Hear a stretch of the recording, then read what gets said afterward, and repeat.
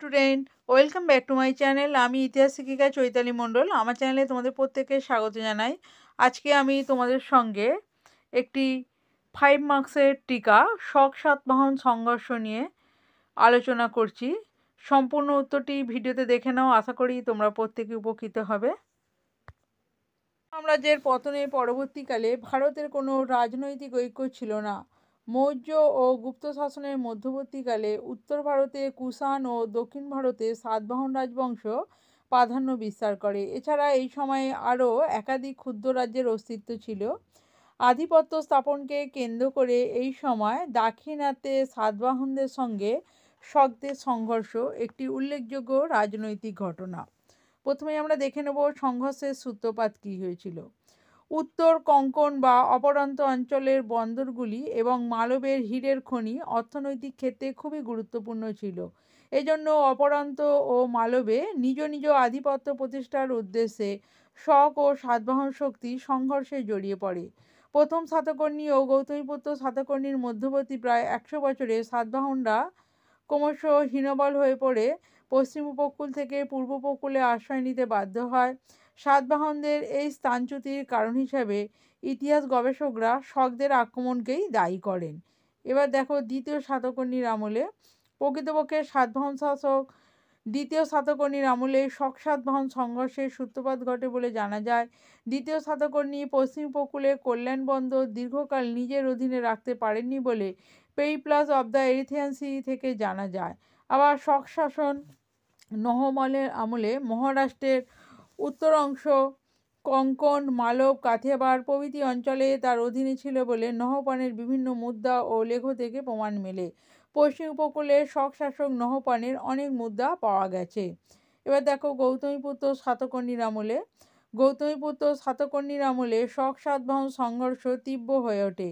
গৌতমীপুত্র সাতকর্ণী তার রাজত্বের অষ্টাদশ বর্ষে শক শাসক নহপানকে চূড়ান্তভাবে পরাজিত করে সাতবাহনদের হারানো সাম্রাজ্য পুনরুদ্ধার করেন বলে নাসিক লেখ থেকে জানা যায়।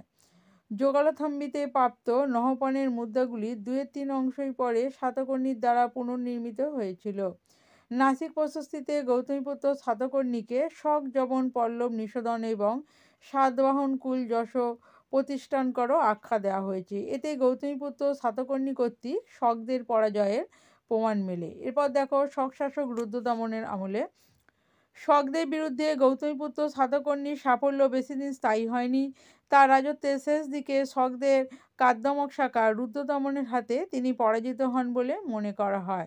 150 খ্রিস্টাব্দে জুনাগড় লেখতে রুদ্রদমনের অধিকারভুক্ত স্থান হিসাবে আকর, অবন্তী, অনুপ, সৌরাষ্ট্র, কুকুর প্রভৃতি স্থানের নাম পাওয়া যায়। উক্ত স্থানের নামগুলি নাসিক প্রশস্তিতেও পাওয়া যায়। তাই মনে করা হয় যে সাতবাহনদের কাছ থেকে এই স্থানগুলি রুদ্রদমন দখল করেন। গৌতমীপুত্র সাতকর্ণী তার পরাজয়ের ঢাকতে নিজ পুত্র বশিষ্ঠপুত্রকে শক শাসক রুদ্রদমনের কন্যার সঙ্গে বিবাহ দেন। অবশ্য কেউ কেউ মনে করেন যে রুদ্রদমন যে সাতবাহন শাসককে পরাজিত করেন তিনি গৌতমীপুত্র সাতকর্ণী নন, অন্য কোনো সাতবাহন শাসক।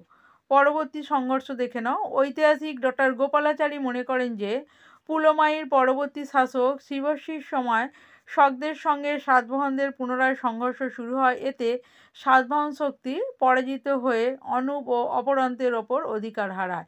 এরপর যজ্ঞশ্রী সাতকর্ণীর আমলে আবার শক সাতবাহন সংঘর্ষ শুরু হয়।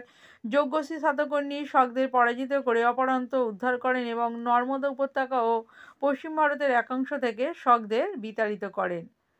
একদম শেষে উত্তরে চলে এসেছি, দেখে নাও। শক রাজা রুদ্রদমনের পর থেকে শক শক্তি এবং সাতবাহন রাজা যজ্ঞশ্রী সাতকর্ণীর পর সাতবাহন শক্তি দুর্বল হয়ে পড়ে। ফলে শক সাতবাহন প্রতিদ্বন্দ্বিতা ও সংঘর্ষের তীব্রতা হ্রাস পায়। পরবর্তীকালে গুপ্ত বংশের উত্থানের ফলে শক শাসনের অবলুপ্তি ঘটে এবং সাতবাহন রাজ্য আঞ্চলিক শাসকদের মধ্যে বিভক্ত হয়ে যায়। আজকের ভিডিওটি আমি এখানেই শেষ করছি। আবারও তোমাদের জন্য খুব তাড়াতাড়ি সাজেস্টিভ ভিডিও নিয়ে উপস্থিত হব।